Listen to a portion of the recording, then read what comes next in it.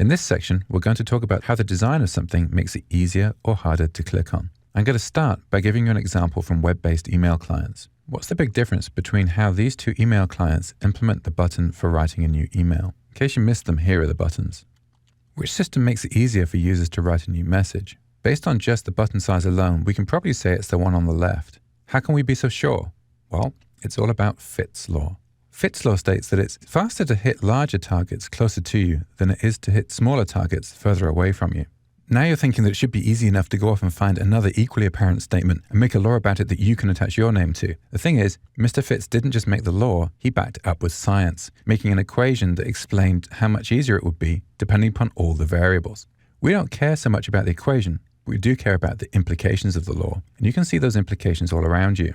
The brake pedal in cars is bigger than the accelerator pedal. It's also closer to you. That makes it faster and easier to hit in an emergency. The button for switching on heavy machinery is small and recessed. The button for stopping it is large and prominent. You don't want people starting machines by accident, but you do want them to be very easy to stop if there's a problem. In the computer world, you see the results of Fitts' law too. Here's a dialog window. Notice how the preferred options are big targets, the less preferred is smaller, and it's also designed as a link rather than as a button. So here's a quiz for you. You can even pause the video to think about the answer for a bit if you want. What's the easiest location on the screen to use as a target? Pause now and give it some thought. Okay, here's the answer. The position under your mouse is the easiest. That's why we use it for context menus. If you said the corners of the screen, you were close. Think about what happens to the mouse at the edges of the screen. It doesn't wrap around, it just stops. So you have the equivalent of an infinitely sized target.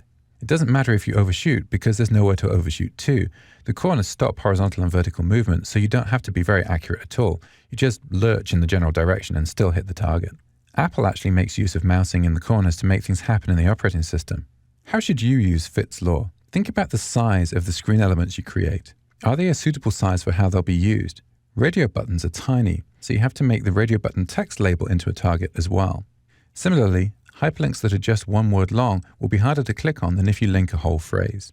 Think about the location of the screen elements you create. Are the ones that people use most likely to be on the path that the user's cursor takes? People tend to move through screens from top left to bottom right, so it makes sense to put important elements on that axis. That's one reason for putting commit buttons on the bottom right of dialog boxes. If you're developing for touch interfaces, have you left enough space between the targets so that it's simple enough to stab at one with a finger and be sure to hit the right one? So that's Fitts' law. It's faster to hit larger targets closer to you than smaller targets further from you.